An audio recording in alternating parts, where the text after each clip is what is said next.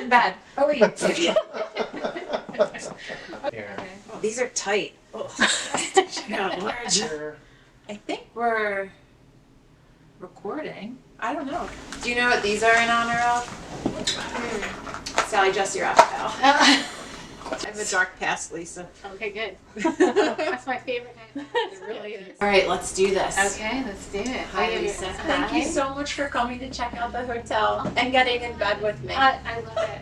I'm happy to be in bed with you. I am And this so is glad. amazing. This is an amazing hotel. Thank you so much. Wow, you really just have done something special here. Thank you. That's really great. I love it. So, I read your Wikipedia page. Oh, you did? I did. And Okay. one of the things that stood out to me that I loved was when you said you resigned from your job Yeah. and you gave yourself, after you got married, and you gave yourself a year That's right. to write your first book. That's right. So can you just tell us what that was like and if there was any fear around that, or because you really, it sounds like you really I did. did. I really did dive in. So I've always been a writer. I started my first book when I was 19 years old, and I graduated from college, and I kind of didn't really have the confidence, I think, to pursue it, even though I always knew that I was going to be a writer. So I went to work in publishing right after college, and that was kind of the closest thing I could do to following my dreams without, really following my dreams, right? So all the time I was writing. And then finally I had this epiphany a few years into my publishing career that the only thing I had ever wanted to do, I had just stopped doing. And I realized I can live with spectacular failure, but I'm not going to be able to live with a slow fade to black. So regret. Yeah. So I got really serious about my writing at that time. It was we talked about this a little bit off camera, right?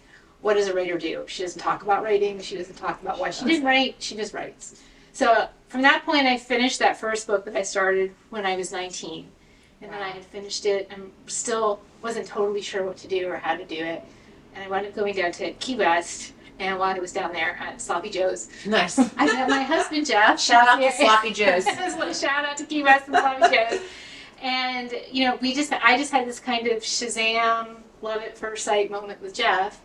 And then within 6 months, he had proposed. We had both quit our big corporate jobs, sold our homes. And I was like, okay, I sold my apartment in Brooklyn Heights. And I was like, You really stuck it to the man. yeah. Totally. Yeah. And I decided, I'm going to give myself 1 year to sell this book and to write another book. So your book was already done when you had. It was already done. It I was had already done. finished Wow. the book. Yes. Do you remember? So do you write, or are you a typer? Oh, both. You're Yeah. both? So during that time in my life, I did a lot of longhand writing because I was always I was writing on my commute. I was writing in kind of the nooks and crannies of my life. Now it kind of depends on the book because some books just want to be on the computer and some books just want to be longhand, and then I wind up transposing it later. But at the time it was kind of a combination of those things. And so we kind of went for broke, and I was pretty soon after taking that leap, I was signed on by an agent, and she was able to broker the first 2-book deal with my first book. I mean, the one I started when I was 19. It's called Angel Fire. Angel Fire. And what was your first agent's name? Elaine Markson. Elaine Markson. And she was my agent for 13 years until she became ill. I read that. I'm so sorry for your loss.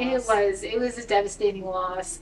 She was a wonderful woman, and she was my first champion. She was my first big yes, because you need that. You do, because in the life of a writer, there's a lot of no's. You need one person to. You need one person to say you could do this, and she was that person. I mean, my mom's also that person as well. Early on, she was a librarian. But in the professional sphere, she was the first person to say, "You can do this. I'm gonna help you." That's a beautiful thing. She's an amazing person. Lucky. Yeah. And I like how you dedicated the new couple on 5B to the readers, right? Was that your dedication page? Yes. Because honestly, that's who I write for. I've been writing, and so this is my 21st book. Wow. I've been doing a book a year for 20 years.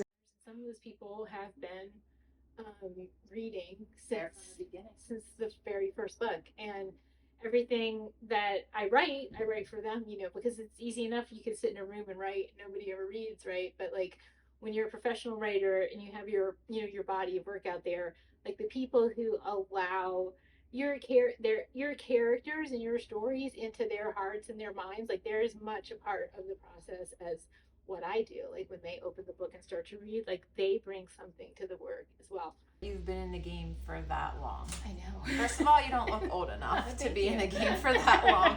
But that's Thank you so so many much. books. So It is. do you think compared to then versus now, is it harder for a writer or is it easier? Or what's the difference of being in that back in 2002 versus 2024? Especially with like Chat GPT and fast, not like fast fashion, but how books are coming out so fast and things like that. I mean, I think there's a lot of layers to the business. So, Yeah. like, People writing their books with AI, the Chat GPT, and self-publishing, that's one way of doing things, right? That's obviously not the way I do things, but that is one way of doing things. And but I think that, in some ways it might be harder to break into traditional publishing, but at the same time, it's easier to get your work out there, right? In, you know, in across a lot of different platforms, whether it be self-publishing or flash fiction or whatever, all the different areas now where you can kind of experiment with your writing. And I think that that is a valid form of expression. You know, publishing can be very brutal. I mean, it is brutal,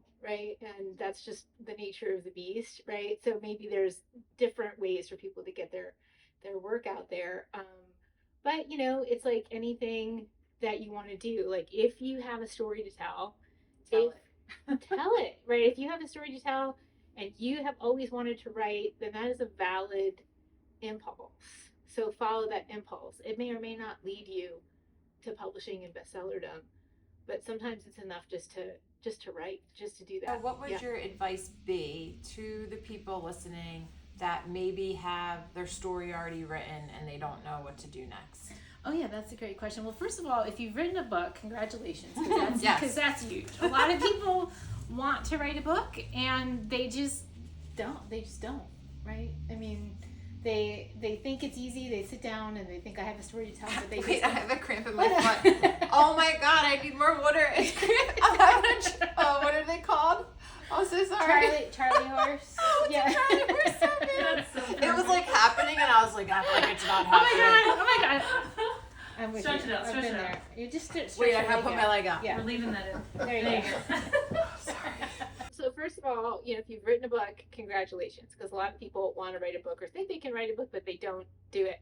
So the act of sitting down and putting 100,000 words to paper and creating a novel Big is a deal. pretty amazing big deal. So you could, first of all, you could spend a little time patting yourself on the back, right? Second of all, you need to really think about what you wrote.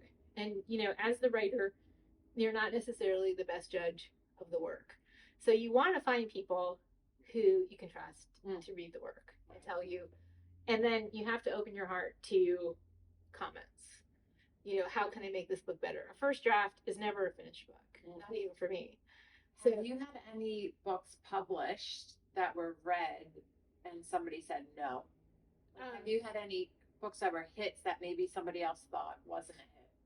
Oh, well, we could talk about that part of the process. Yeah, I did have a book. So I wrote a book, Beautiful Lies. This is after my fourth book in my third book in my series, my original series that started with Angel Fire. And during the third and the fourth book in that series, I wrote a book called Beautiful Lies. Of course, that was like before I had a child and I could write a book in between my two contracted books. But like at that time, it was something that kind of was an idea that struck me really strongly, and the book just kind of wrote itself. Like it was just meant to be written. And so I wrote it and I turned it into my editor, and she was basically like, well, you know, this is not really what I want. I want the fourth book in the series. I was like, well, that's cool. I'll do that as well. But I did this. So And- here you go. And she was like, yeah, no, we just really want you to keep writing your series. Mm. And I was like, okay. So like your publisher has right of first refusal, right? Which means that they have the right to reject you before everybody else rejects you. So I was like, okay, my agent, Elaine Markson, we'll go back to her. She said, you know what? It's fine. This book is special. We're going to find a place for it. So I wrote my next book for St. Martin's, And not to say anything against St. Martin's. I mean, they basically made my dreams come true. They published my first book, and I learned so much from my editor and all that. It just happened to be at that moment that book wasn't right for her. It wasn't right for them. But my agent did go on to sell that to Random House, and Beautiful Lies was my first New York Times bestseller. That's So, amazing. yeah. What did that feel like? It was, it was great. But more than things like that, more than like reviews and bestseller lists, like I am a writer. I've been a writer since I was a little kid. I've never wanted to do anything else.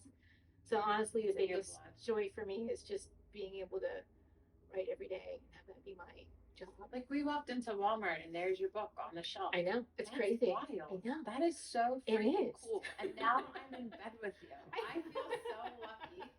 I know. It's very nice. Lisa's new book, The New Couple in 5 Days, is coming out on March 5th, right? That's right. And you have a book tour. Yes. Then there's one in Jersey. That's a close one. That's right. Yes, I'll be at Haddonfield, at Inkwood Books in Haddonfield, New Jersey, and that'll be on. I think that's on March 6th. March 6th. But that's awesome because it's not too far from here. That's right. All the people of Canada That's right. can come see you. Come see me there. Yes, Yes, they will. please. I would love it. So if I saw you down the street, Yeah. walking down the street, I would never think that you would write the things that you write. Oh, So where yeah, does that that's come true. from? I don't know. I've always had this really dark and twisted imagination. Like I'm just like that kind of person. Like anything that I see that's like beautiful, I'm like, what could go horribly wrong here? I mean, that's Do you have a sick sense of humor? I do. Do you say a lot of inappropriate jokes? Yes. Well, not really jokes, just things. Just in things. general. Yeah. I'm not much of a joker. Just sick and twisted. Right, just sick and That's all. twisted. Yeah, exactly. So, I mean, I think that's just, I think like I didn't choose to write thrillers, like that's just kind of the way my brain works. And I didn't choose to write. I feel like I was born with that. And, I'm just lucky I figured out what was wrong with me early on. Put it into a healthy Exactly. practice. To channel it onto the page. I'm so glad that you channeled it onto the page and not a different way. Exactly. I haven't really been a person to read thrillers because it scares me. Like Yeah. I am afraid. But I get that. the way that you write, I don't know how to explain it. Like I felt like safe reading it. I'm so glad. I don't know, like characters and Yeah, they're really character driven. Yeah. It's not really like about the scares Right. or anything like that. My friend Jennifer McMahon, who's a really great writer, she writes horror. She blurbed a book of mine a few years back, and she said, Lisa Unger, walks us through the dark to take us into the light. yes. And I think that's I felt really seen when she said that. It was like, yeah, because it's not just about the darkness, it's about the light at the end of the tunnel. See, there we go. There's always light at the end of the tunnel. Just hope it's not an oncoming train. Yeah. That's such a perfect way to end it. Oh my gosh. Thank you so much. Thank I you, appreciate Stephanie. it. This is amazing. I love it so much. Oh my gosh. Oh, that's so great. How was it? Great. Looks great. That's a good one.